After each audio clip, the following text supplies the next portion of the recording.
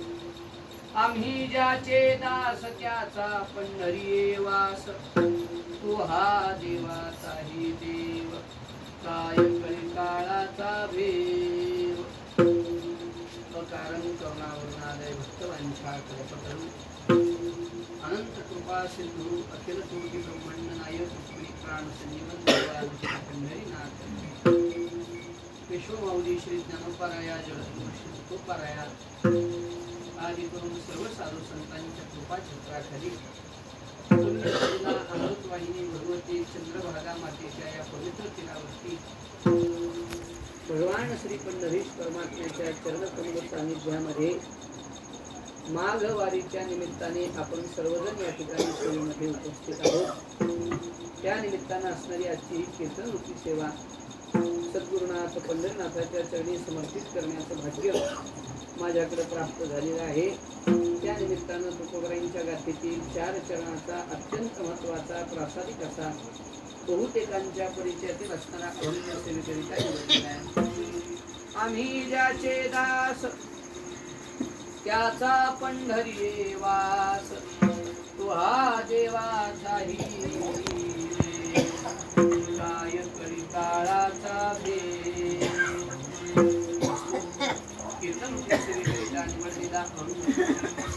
जगद्गुरु श्रीमंत श्री वैराग्य महामेरू वैराग्यराज श्री शंकरोपाध्याया या अभंगाद्वारा तुम्हा सर्वांना त्यांच्या आराध्य परमात्म्याची ओळख करून देत आहेत। त्यांच्या म्हणजे आपल्या महाराज म्हणतात आम्ही ज्याचे दास आम्ही ज्या परमात्म्याचे दास आहोत ज्या देवाचे दास आहोत जो आमचा आराध्य परमात्मा आहे तो कसा आहे कोण आहे कुठं आहे किती मोठा आहे महाराज सांगतात त्याचा पंढरी वास तो पंढरी क्षेत्रामध्ये राहतो। पंढरी क्षेत्रात राहणाऱ्या देवाचं दास्यत्व आम्ही स्वीकारलेलं आहे। त्या व्यतिरिक्त आम्ही दुसऱ्या कोणाचं दास्यत्व करणाऱ्यापैकीचे नाही, कारण आमचा देव जो आहे तोच सगळ्या देवाला देव पण देणारा आहे। तो हा देवाचाही देव सर्व देवी देवतांचाही देव हा आहे बरं का। भगवान ज्ञानेश्वरी मध्ये म्हणतात की देवो देवी मीच पाही हा निश्चयो तीर्थ नाही म्हणून भाव ते ठाई वेगळाला धरिते. आता तसा संबंध करायचा झाला तर याच्याच पासून अन्य देवतांची निर्मिती आहे म्हणायला हरकत नाही. नमोस्तनंताय सहस्त्रमूर्तये. या सहस्त्रमूर्तये आले मग बाकीचे देव. सहस्त्रपादाक्षुभावे सहस्त्रनामने पुरुषाय शाश्वते सहस्त्रकोटी युगधारिणे नमः. अनेक देव याच्या पासून आहेत. या सगळ्या देवांना सुद्धा देवत्व देणारा हा परमात्माच आहे. तो हा देवाचाही देव. अशा देवाचा आम्ही दास्यत्व केलेला असल्यामुळे काय कळी काळाचा भेव. आम्हाला काय आता आमच्या मृत्यूचं भय अशा प्रकारचं राहिलेलं नाही. म्हणजे महाराज ठीक आहे, तुमचा देव सगळ्या देवाचा देव आहे, तुमचा देव पंढरीत राहतो असं तुम्ही म्हणता, पण आम्ही आमच्या जीवनामध्ये प्रमाण मानतो ते फक्त वेदाला. कारण वेद बाह्य वचन देवानं जरी सांगितलं तरी आम्ही न मानणारे आहोत. काही जुनी मंडळी असं म्हणतात की वेद बाह्य देवानी वर्तन केलं तर आम्ही त्याची लीला म्हणून गुणगान गाऊ, पण आम्ही त्याला प्रमाण मानणार नाही. भगवान श्रीकृष्णाने 16,108 बायका केल्या, आम्ही गुणगान गाऊ, पण ते आमच्यासाठी प्रमाण नाही. देवानी माखन चोरी केली हे गुणगान गाऊ, पण आम्हाच्यासाठी चोरी करणं हे प्रमाण, कारण ते वेदबाह्य वर्तन आहे. तर मग तुमच्या देवाचं एवढं वर्णन करता, या देवाचं वर्णन वेदांनी केलेलं आहे का? वेद जया गाती श्रुती म्हणती देती देती. वेद सुद्धा ज्याचं गुणगान गातात, म्हणजे आमचा देव वेद प्रामाण्यानं सिद्ध होणारा अशा प्रकारचा आहे. किंबहुना वेदाची ज्ञेय वस्तूच आहे. वेद ज्याला जाणण्यासाठी निघालेला आहे, ती मुख्य जी ब्रह्मवस्तू आहे तो म्हणजेच आमचा देव आहे. वेद जया गाती श्रुती म्हणती नेती नेती. मग वेदाने तुमच्या देवाला गायलं, मग कसा आहे देव? महाराज म्हणतात त्या वेदाला सुद्धा ज्याचा अंतपार लागला नाही, वेद सुद्धा सांगताना विधिमुखानं नाही तर निषिद्ध मुखानच त्याचं वर्णन करते झाले. नेती नेती म्हणजे त्याचा शब्द होतो की न इति, असा नाही, असा नाही, हा नाही, असा नाही, हा नाही, असा नाही, तो असत नाही म्हणून सत सांगावा लागला.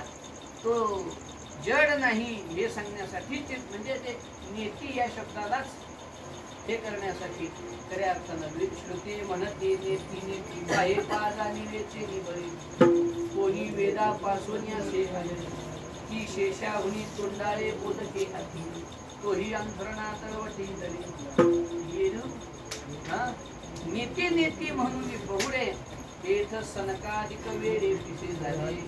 वेद दया गाती श्रुते म्हणते नेती नेती तू हा देवाचाही देव काय कळी काळाचा भेव. महाराज असा जो परमात्मा आहे तुमचा, त्याचं वास्तव स्वरूप काय आहे? म्हणजे त्याचं तुम्ही तटस्थ लक्षण सांगितलं. काय तटस्थ लक्षण आहे की त्याचा पंढरी वास, ते त्याचं तटस्थ लक्षण सांगितलं. वेद याचं गुणगान गातात ते एक प्रकारानं तटस्थ लक्षण सांगितलं, कारण गुणाच्या संबंधानं गुणगान गायलं जातं. पण त्याचं स्वरूप कसं आहे महाराज सांगतात. तुका म्हणे निज रूपडे हे तत्वबीज तो हा देवाचाही देव काय घडे काळाचा देव. अशा प्रकारे महाराजांचा हा एक अत्यंत महत्वाचा असा अभंग आहे. वास्तविक पाहता आपण सर्वजण माघवारीच्या निमित्ताने इथं पंढरी क्षेत्रामध्ये या पुण्य पावन पंढरी पुण्यभूमी भीमा दक्षिण वाहिनी तुकोबारायांनी जे वर्णन करावं या पुण्यभूमीचं, अशा या पुण्यभूमीमध्ये आपण सर्वजण आहोत. आपलं भाग्य आहे की पुन्हा पुन्हा आपल्याला पंढरीचं दर्शन होतं. महाराज म्हणतात अवघीच पापे गेली दिगंतरी वैकुंठ पंढरी देखलिया. एकदा पंढरी पाहिली तर सुद्धा अनंत जन्माच्या पापाची पोहरी झाल्याशिवाय राहत नाही. अशी या पंढरीची महिमा आहे. आणि या पंढरी क्षेत्रात आपल्याला पुन्हा पुन्हा येण्याचं सौभाग्य सद्गुरू कृपेनं प्राप्त होतं. भाग्य आहे, माघवारी आहे आणि आपण सर्वजण अगदी धावत्या वेगामध्ये. खरं तर सध्या 1 जानेवारीपासून कीर्तन सगळे बंद आहे, कारण तब्येत बरी नाही सगळ्यांना ठाऊक आहे. पण म्हणलं माघवारी सारखा पुण्य पर्व का पंढरी क्षेत्रासारखा पुण्यक्षेत्र म्हणजे काळही पवित्र, क्षेत्रही पवित्र आणि काय म्हणा देश पवित्र का पवित्र आणि जे करायला ती धन्य ही कथा हरिकथा माऊली तुकोबराय म्हणतात किंवा आम्हा कथा आवश्यक तुकोबरायचं प्रमाण कथा सुद्धा पवित्र एवढ्या तीनही गोष्टी देशकाल वस्तू जर एकत्रित आलेल्या असतील जुळून कथा त्रिवेणी संगम देव भक्तांनी आता लोक एवढ्या अट्टासानं त्रिवेणी संगमात जाऊन प्रयागात स्नान करण्याचा अट्टास करत आहेत। आज आपल्याला एवढा सगळा योग जुळून आलेला आहे हा संगम आपला स्नानाचा क्षण आपण कशाला सोडावा म्हणून खऱ्या अर्थानं सेवा करण्यासाठी आपण उपस्थित आहोत। थोड्या वेळामध्ये अगदी 12-12:30 पर्यंत नाही अगदी थोड्या वेळामध्ये अभंगाचा थोडक्यात सेवा चिंतन सेवा आपण प्रभूचरणी समर्पित करणार आहोत। एकदा सगळ्यांनी भजन करूया।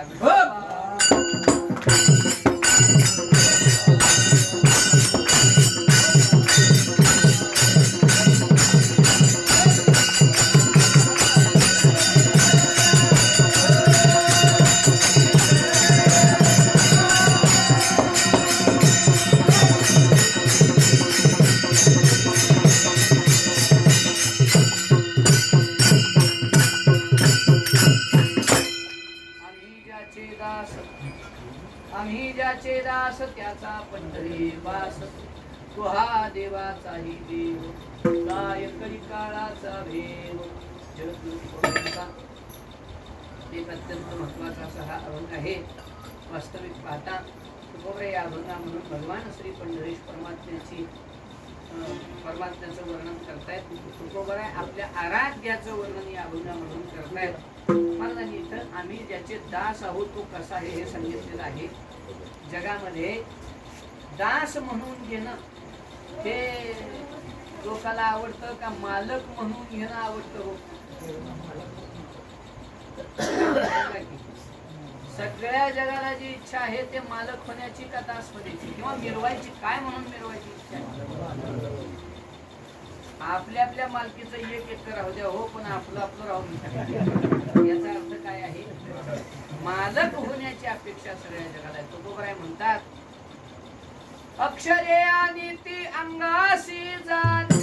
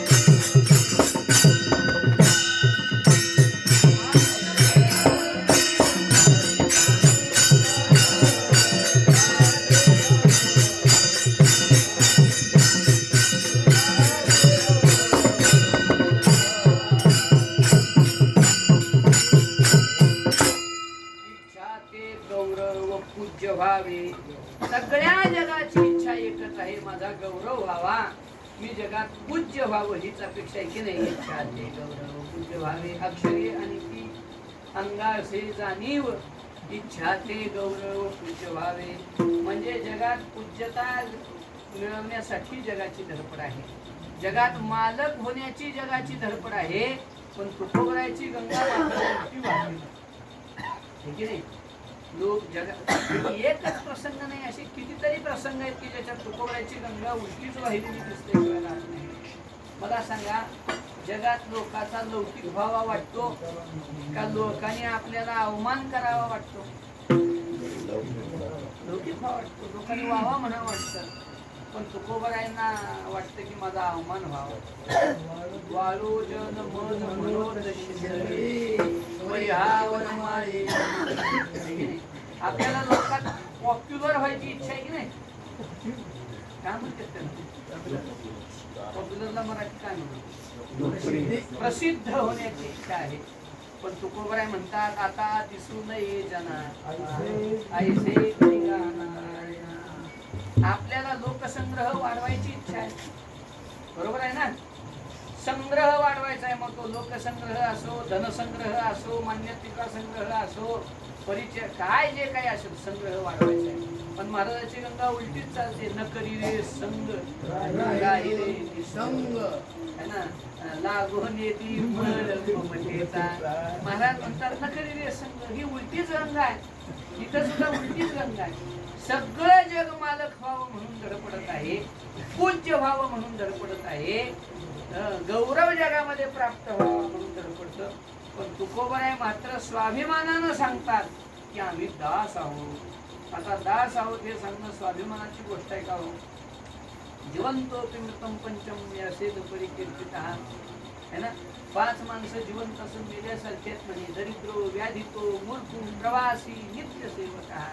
एक सुभाषितकारांनी तर 14 माणसं जिवंत असून मेल्यासारखे सांगितले. मला काय म्हणजे पाठ झालं नाही, सांगतो पुन्हा कावात.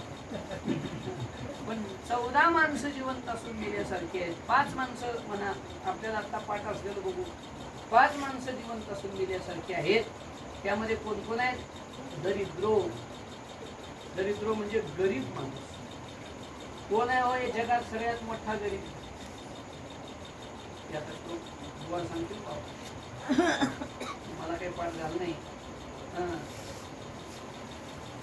कोवा दरिद्रो विशाल कृष्णा. शंकराचार्य शिष्य विचारू लागले. शंकराचार्यांना शिष्य विचारतात कोवा दरिद्रो, या जगात दरिद्र कोण आहे? शंकराचार्यांनी सांगितलं विशाल कृष्णा. ज्याची आशा मोठी तो जगातला मोठा गरीब. म्हणजे आशाखोर माणसं गरीब आहे, दरिद्र. ज्याच्या खिशात काही नाही तो दरिद्र नाही, श्रीमांश्च. तो श्रीमंत आहे. कोण? समस्त तोषा. श्रीमांश्च को वा समस्त तोषा. म्हणजे ज्याच्या खिशात काहीच नाही पण इच्छा बी कशाची नाही, तो जगात सगळ्यात श्रीमंत आहे. ज्याच्या खिशात भरपूर आहे पण आशाच संपली नाही, तो जगातला गरीब आहे. असो इंद्राची संपत्ती परे समाधान नाही. नाथमहाराजांची गोवी आहे. आता सध्या उगाच नुसतं काढायचं काम चालू आहे. पाठ जरा पुन्हा करून सांग. नाथमहाराजांचं असंच प्रमाण आहे. गाठी असता धन ज्याचे संतुष्ट नाही मन. गाठी असता कोटी धन ज्याचे संतुष्ट नाही मन. तो परमदरिद्री जाण सत्य जाण उद्धवा. तर सांगण्याचा अर्थ बघा, शंकराचार्यांच्या वचनाचा छायानुवाद नाथ महाराज करतात. म्हणजे दरिद्र म्हणजे ज्याची आशा भरपूर आहे, तो जिवंत असून गेल्यासारखा आहे. जिवंतोपि मृतं पंचम, त्यातला पहिला दरिद्रो. दुसरा व्याधितो. व्याधितो म्हणजे रोगी माणूस जिवंत असून गेल्यासारखा आहे, पण शरीर रोगी नव्हे बरं, मनाचा रोगी जिवंत असून मेल्यासारखा आहे. शरीर रोगी जर मनानं रोगी झालेला नसेल तर तो रोगी नाही. सांगण्याचा अर्थ असा, जो मनानं रोगी झालेला आहे तो जिवंत असून मेल्यासारखा आहे. व्याधितो. मूर्खो. मूर्ख माणूस जिवंत असून मेल्यासारखा आहे. आता मूर्ख मग म्हणायचं कोणाला वगैरे तो काही भाग नाही आपला. दरिद्रो, व्याधितो, मूर्खो, प्रवासी. नेहमी प्रवासात राहणारा माणूस जिवंत असून गेल्यासारखा. हे सत्य आहे. कारण घरी येईपर्यंत काय सांगा कुठे कुठल्या प्रसंगात काय होईल. म्हणून प्रवासी जिवंत असून गेल्यासारखा. आता ऐका नाही बघायला मोबाईलची सोय झाली, तो भाग वेगळा आहे की नाही. पण पूर्वीच्या काळात घरातून गेला म्हणजे वापस येईपर्यंत काही त्या माणसाचं जिवंत असून गेल्यासारखा. आणि नित्य सेवक हा, आणि सेवेत राहणारा जो दास म्हणून राहणारा, चाकर म्हणून राहणारा जो आहे तो जिवंत असून गेल्यासारखा आहे.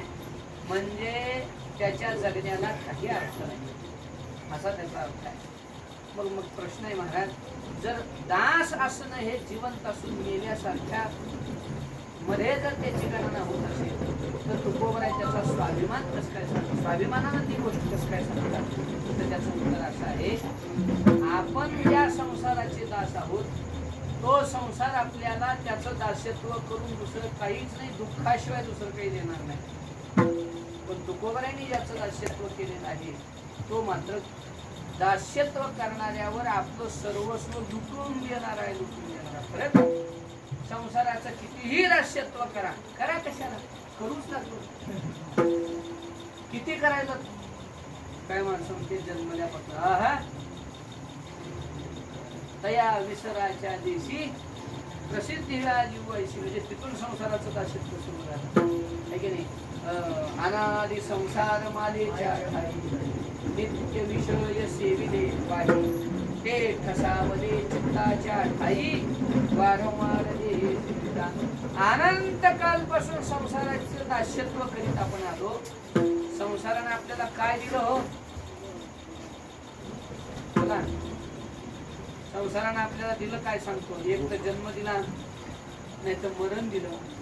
जन्म मरण तर दिलं, पण जन्मल्यापासून मरेपर्यंत तरी दुःख आपले झटके, आदळे, रोग, अमुक तमुक हेच सगळं संसारानं पदरात पाडलं. ते संसाराच्या दास्यत्वाचं फल आहे. म्हणजे बरं, पण परमार्थाचं देवाचं दास्यत्व केलं तर काय मिळतं असं जर कोण विचारत असेल तर महाराज म्हणतात, तुझा ऐसा कोण उदाराची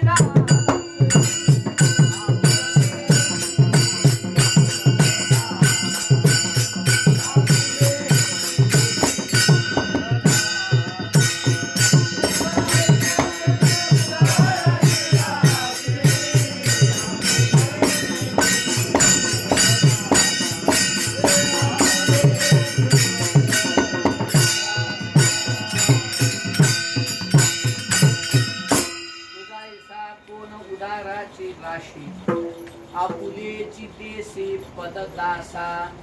परमार्थामध्ये मात्र देवाचं दास्यत्व केलं की देव आपलं सर्वस्व भक्ताला दिल्याशिवाय राहत नाही. ये यथा माम प्रपद्यन्ते तांस्तथैव भजाम्यहं. भगवान म्हणतात, अर्जुना जो जसं माझं भजन करील मी तसा त्याला उपलब्ध होतो.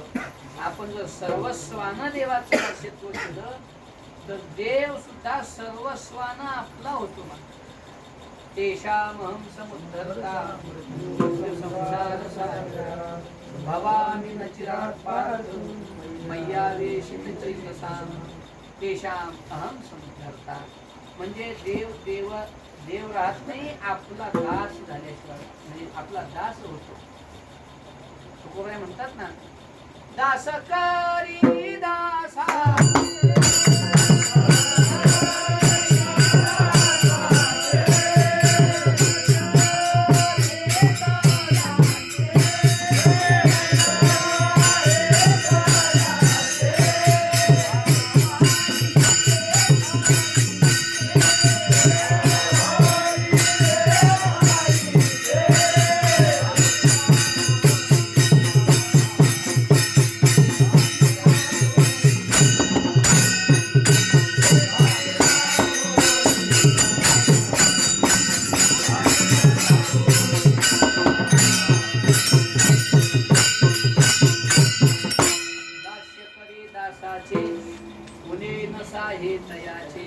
भक्ताचं दास्यत्व स्वतः देव करतो. म्हणजे याचा दास होण्यात हा फायदा आहे. संसाराचा कितीही चांगला दास झालो तर संसार मालकच ना आपण दासच. संसारातल्या कुठल्या व्यक्तीचा दास झालो तर तो मालकच ना आपण देवाचा दास ज्या क्षणी झालो त्या क्षणी देव आपल्याला मालक करतो ना आपला दास होतो. महाराज का म्हणे, त्यांचा देव सर्व चालवी.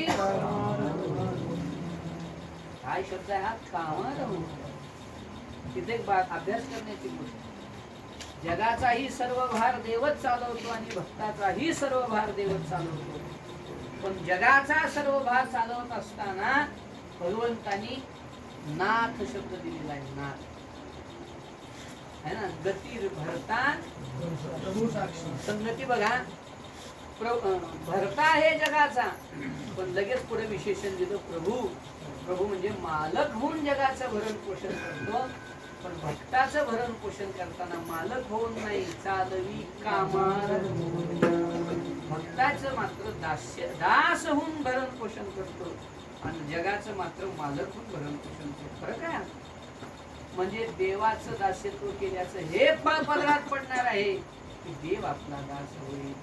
है ना. चित्ती नाही आस ज्यांचा पांडुरंग दास. देव भक्ताचा दास होतो महाराज. किती भक्ताचा दास झाला अहो. अर्जुनाचा दास झाला की नाही. अर्जुनाची गोळी कोणाचा दास झाला नाही सांगा. कोणाचं काम यानं केलं नाही सांगा. हा परमार्थातल्या दास्यत्वाचा मोठा लाभ आहे. तिथं दास्यत्व म्हणायला दास्यत्व आहे, पण दास्यत्व केल्या क्षणी मालक पण अंगात आल्याशिवाय, म्हणजे वृत्तीचं मालक पण येत नाही, पण स्थितीचं आल्याशिवाय राहत नाही अशी गोष्ट आहे. तुकोबराय म्हणतात हरीचे दास म्हणून बघा, त्या क्षणी हरी व्हायला वेळ लागणार. हरी तैसे हरीचे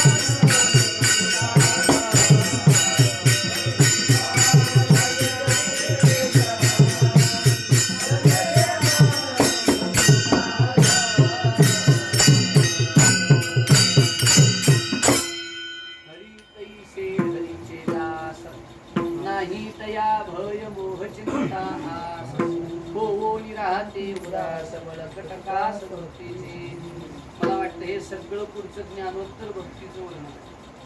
पण हरी तैसे हरीचे दास सांगण्यात तुकोबांनी विषय संपवला.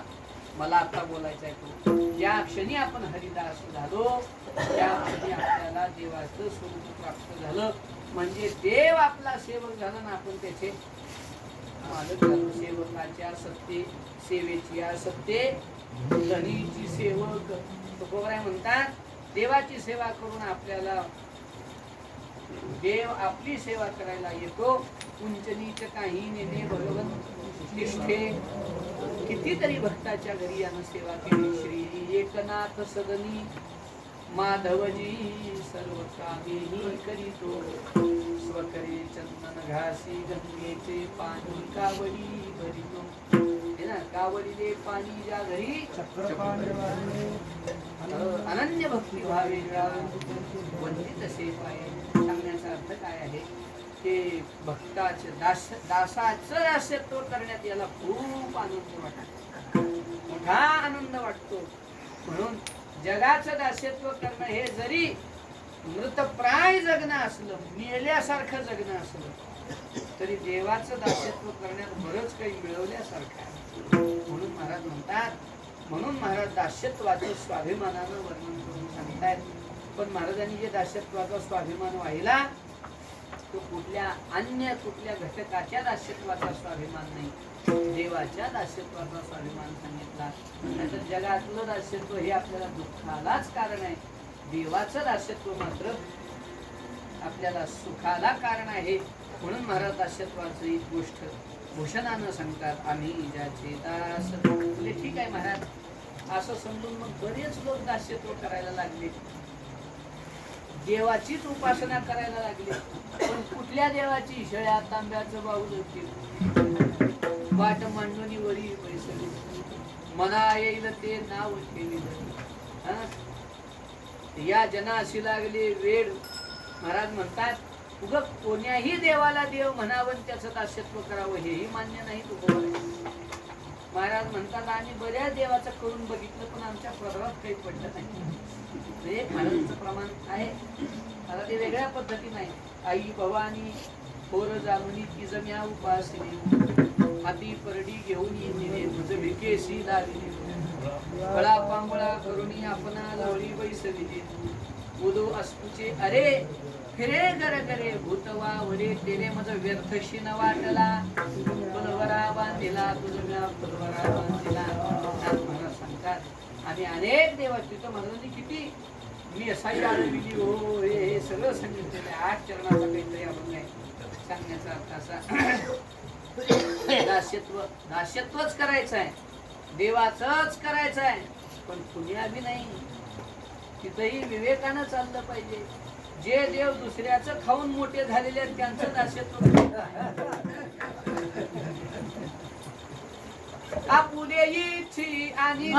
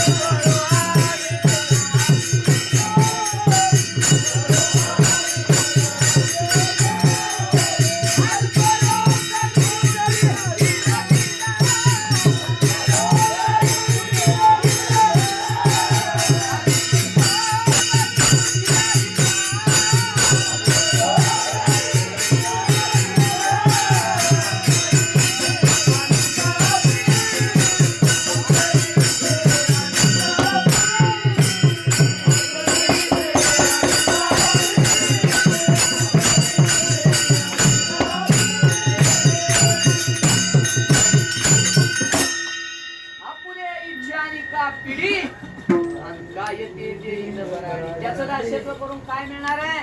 ज्याला स्वतःच पोट भरायला दुसऱ्याला त्रास द्यावा लागतो. हे लागायचे देवाचं मुख. आळवणातले जुळवणातले लवणातले असे असतात की देव चाटा गोड काय गोटमाळ कोटमाळ त्याच्यात काय काय देव आहेत महाराज. हे तिथून गेलं की लागतेच म्हणा माणसाला.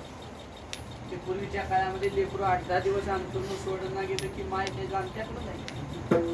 जाणत्यानं बघून सांगायचं अमुक इथलं अमुक तिथलं तुला लागलंय, तुझ्या लेकराला लागलंय. मग त्याला सोडवण म्हणजे काय ते तोडगा. मग तोडगा सांगायचा 5 लिंब घे, 5 मिरच्या घे, 3 वाटाची माती घे, 5 भाकरी घे, त्याला सगळ्यांचं लाव, 1 रबराचा तुकडा, मग 1 लिंबू, 1 मिरची, काय बिबा, काळा तोरा, बरंच काय काय काकण अमुक तमुक ते सगळं घे. आणि मग ते घ्यायचं, लेकरावून उतरायचं म्हणजे ते काय असं ते उतरावायचं आणि सांगितलेल्या लवणात नेऊन टाकायचं. आणि अक्षरशः चमत्कार तिथं नेऊन भाकर टाकली, त्याचा आजार नीट पाहिजे.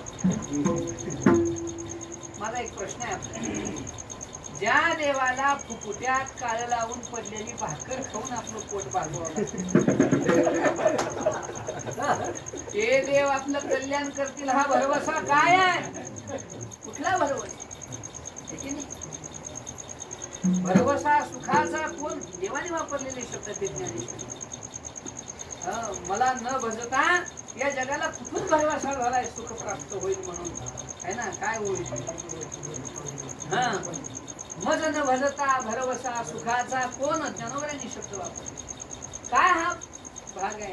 ज्या देवतांना आपलं पोट भरायला दुसऱ्याला लागावं लागतं, दुसऱ्याला व्यथित करून जे सुखी होतात ते काय आपल्याला सुखी करणार आहेत त्यांचं दास्यत्व केल्यानं? म्हणून दास्यत्वच करायचं आहे, देवाचंच करायचं आहे, पण योग्य देवाचं करायचं आहे. नाही तर यांती देवव्रतान देवान भूतानी यांती भूतेच्या यांती मध्याजी. भगवान म्हणतात ज्याचं आश्रय करील त्या योनीला जावं लागेल. म्हणून महाराजांनी दास्यत्व केलेलं आहे, पण कुण्याही देवाचं नाही, मागतकरी देवाचं नाही, है ना. जगात देव कमी नाहीत, पण सगळे मागतकरी देव आहेत. त्यांच्या पोटासाठी लोकांना मागत फिरायलेले देव आहेत. त्या देवांची उपासना करून काही मिळणार नाही. मागतकऱ्याची उपासना नाही, देणाऱ्याची उपासना झाली पाहिजे, है ना. मग देणारा कोण आहे? विटेवरी ज्याची बाहुले समान ज्याचे जगदानी मोची मनी स्मरावा समपाय करकटी उभा कटी वदनिया. मागत करायला शरण जाऊन काय मिळणार आहे? भिकावर पोट भरणाऱ्याचा आश्रय केला तर आपल्याला भिकच मागायला लागेल, दुसरं का? त्यांच्याकडे भीक मागणं काय? साधी भीक शेवटी भीकच आहे सांगण्याचा अर्थ.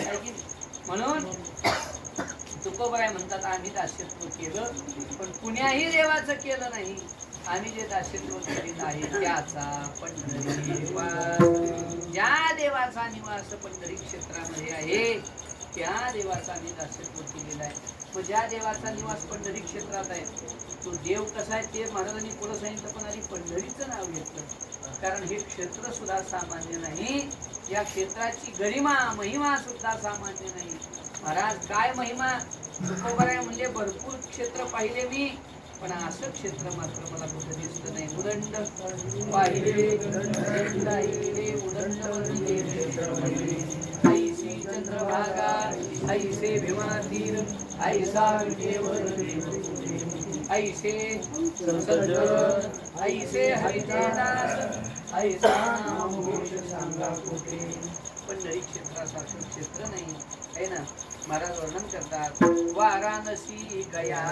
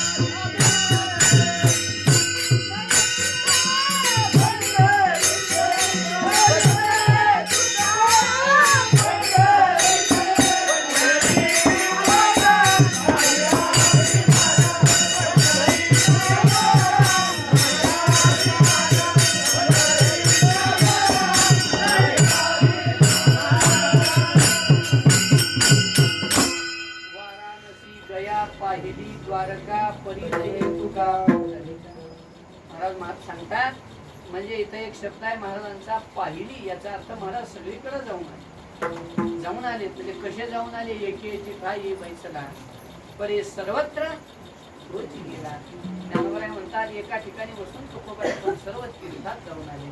महाराज म्हणतात ते तीर्थ श्रेष्ठच आहेत या,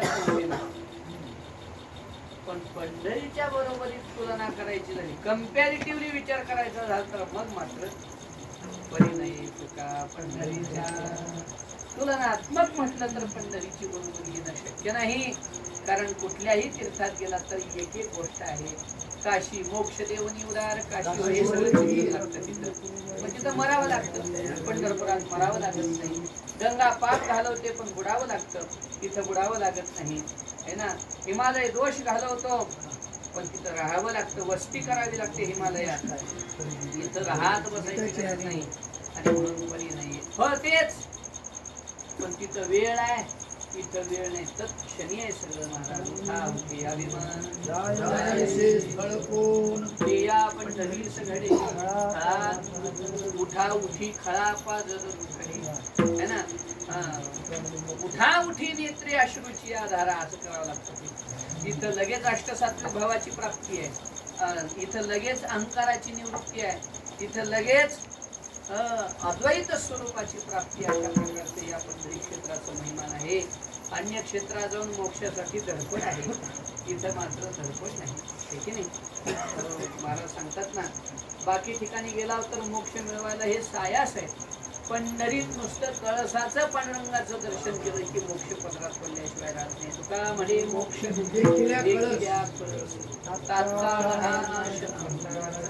अन्य तीर्थाला गेलो तर कदाचित अहंकार निर्माण होण्याची शक्यता आहे की तुम्ही कुठे गेले नाही हो, आम्ही सगळी तीर्थयात्रा केलो म्हणून. हे मी म्हणत नाही, महाराज म्हणतात यज्ञ आगे स्वर्ग भोग करिता तपे काम क्रोधे कवरती नित्या नित्य ज्ञाने आणि पुढं करिता तीर्थाटने अहंकाराची प्राप्ती.